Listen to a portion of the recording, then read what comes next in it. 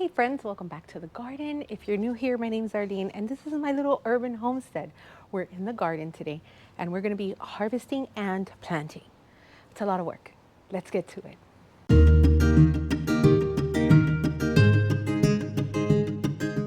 So friends, I've been harvesting tomatoes every day. They're not all giants. Some of them are small, but oh my gosh, they're so delicious. So I have been enjoying tomato toast. Is that something people say a lot? Like I just have a slice of sourdough and some sliced tomatoes for breakfast. Cause I mean, come on, they're doing great. I fill this basket up just about every single day with yummy tomatoes. You can't be mad at that. And yes, it is January. This isn't something that I'm posting now that I filmed earlier. No, this is January, but I am in South Florida. So our weather's a little different. No snow or anything like that. No freeze warnings. Not that I'm aware of anytime soon. Oh, some of these fall. Oh, this one's gone to the ants. And that's okay, I'll fish for them, I don't mind. But I've got super sweet 100s, which we love to snack on. And we have San Marzanos, Brandywine Pink, and Cherokee Purples.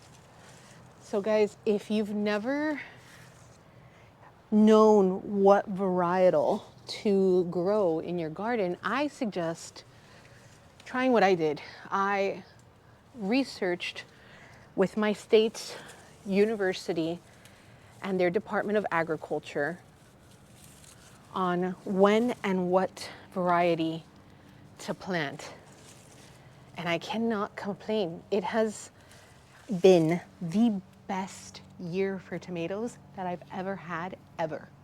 And I've been gardening now for,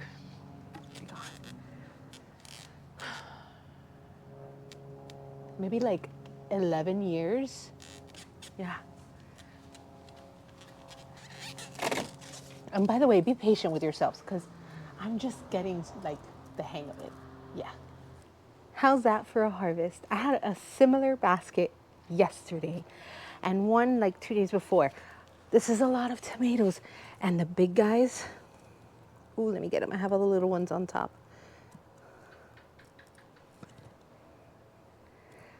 These guys are so delicious, sliced on toast with a little bit of balsamic glaze drizzled on top. Just saying, delicious.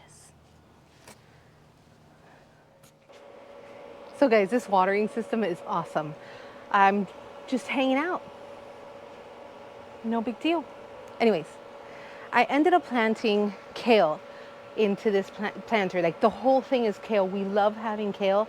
So if I can just grab it and freeze it, kind of like you get it at the freezer anyways in the grocery store, I can freeze my own kale. And the cucumbers continue to elude me. We're not friends anymore. I'll figure it out.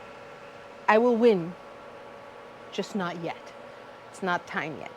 But anyways, I have, okay, I have my sprinkler system going there. I have kale in that bed. I did put green beans in this one. Excuse me, I need you to do your thing there. So I did put green beans in this one. I chose a jade variety of green beans, so I'm excited about that, to give those a try. It is a bush bean. We'll see how that goes. And then I did put beets again to sow. Now, direct sow. I did not get enough beets. There was a lot of bug damage to the beets, so I had to throw a lot out. And I'm gonna do it again. I didn't yield enough for a year.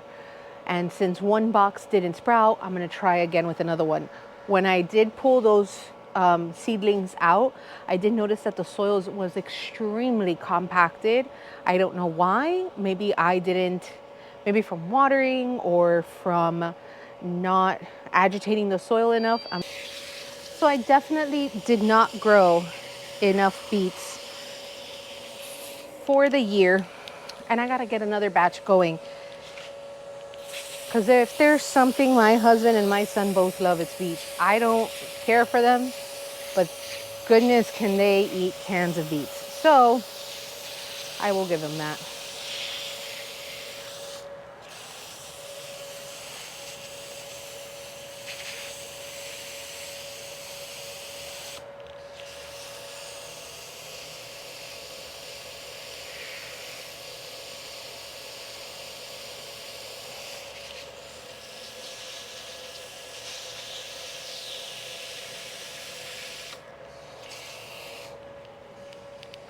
I'm a little late to watering this morning.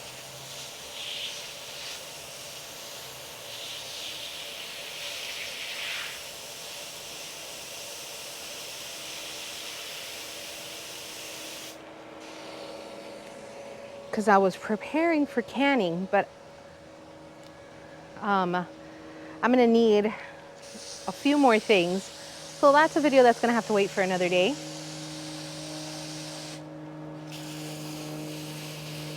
In the meantime though, I am gonna be planting some corn,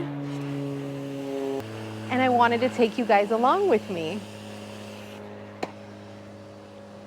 Okay friends, so in preparation for planting the corn, I cleared out all of the bell pepper trees that I had in the front that gave 0 bell peppers. I've been on this don't buy starts mission. I bought starts from the big box store. Super upset. It is what it is. It's my own fault. So I tore them out. And I'm going to plant corn. Last year I planted corn. It was very pretty. And my corn was this big. And one day while the corn was growing, this little old Cuban man that lives in the neighborhood he goes for a walk every single morning. And he walks by and he tells me, just nonchalantly, he's like, hey, I love passing your house. I love seeing all your trees. Your corn's not going to grow.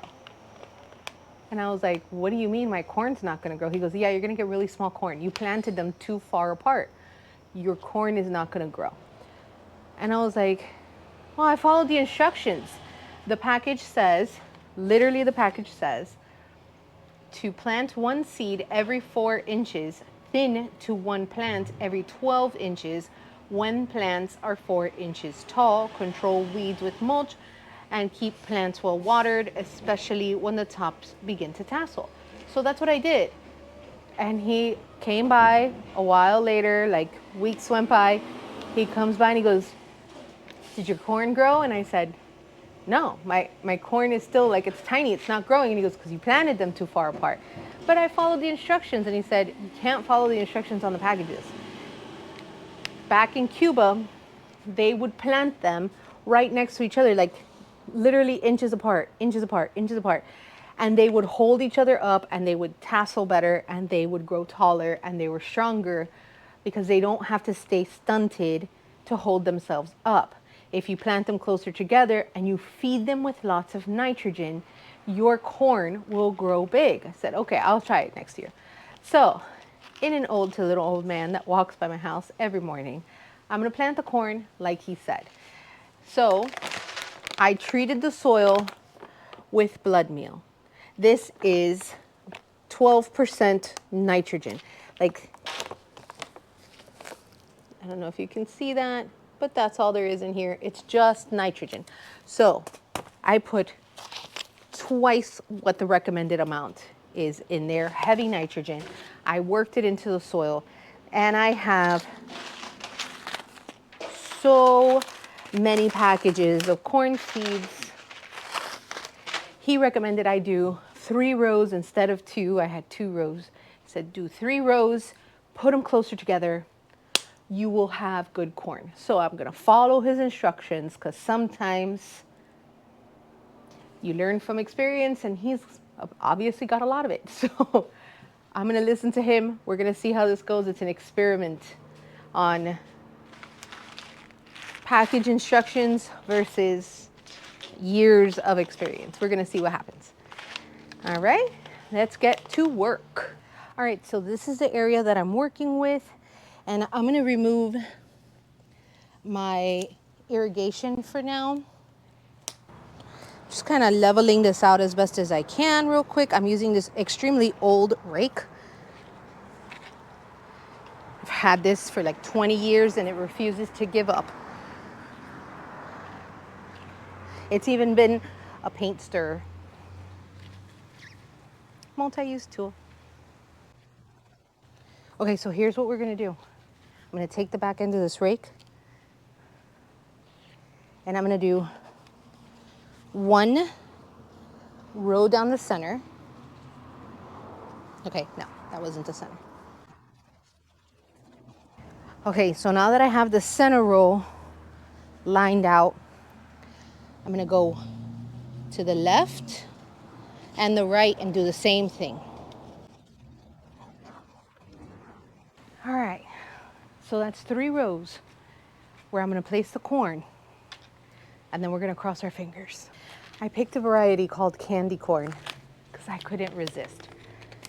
I just couldn't. I love candy corn. And somebody's gonna be like, ew, it doesn't taste like anything. It does to me. It tastes like childhood. So here we go. My first corn for 2026.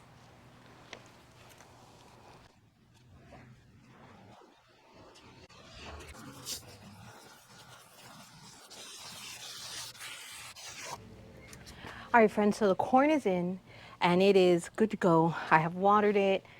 I'm gonna put in the irrigation system afterwards, so I'm making sure to not stab any seeds down and lose something. I do have a pack of seeds left in case I have to fill in here and there. It'll just be a little bit behind, but it's not a big deal. And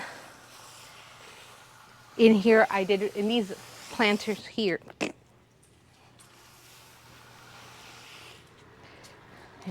in these planters, I started radishes. They're just starting to pop up. I'm gonna do one last batch of radishes. We really love pickled radishes, especially like in taco salads and tacos and stuff like that. But yeah, I feel good about it. I hope you guys feel good about it.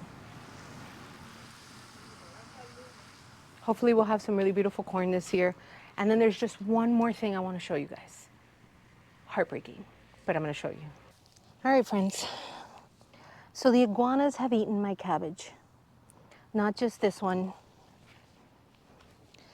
but they ate that one as well. I have this guy left, and my husband picked that one to save it. All right, so I had to get in the shade because it's so hot out. But yeah, the iguanas, or one iguana, we watched it yesterday as it ran across the neighbor's lawn on the way to my cabbages. Yeah, so that last one, which was the prettiest one that my husband picked, we have, he picked it, I put it in the fridge. I'm gonna turn that one into sauerkraut. I'm trying to see if, I'm doing research to see if it's safe to eat what's left of the other ones, because that would be really sad, right? I mean, it would be sad, all that work for nothing. For an iguana. Yeah. I mean, it looks like we're gonna be hunting iguana. So friends, we're gonna see how the corn does. Hopefully it'll do really well. I just wanna take a second and thank everyone in this brand new year for following, for liking and subscribing. I appreciate you guys so much. I know I did my New Year's encouragement video, but we're on to the actual work and I just wanted to share with you guys how grateful I am. If you're new here, consider subscribing. I'm on this crazy journey to figure out if I can grow all of our food for the year. And so far with the tomatoes, I'm on the right track. So stay tuned. There's definitely going to be a preservation video for the tomatoes coming soon. Thank you guys again. I appreciate you. Take care of yourselves and each other. Pray for the corn. And I'll see you guys on the next one. Take care. Bye. you.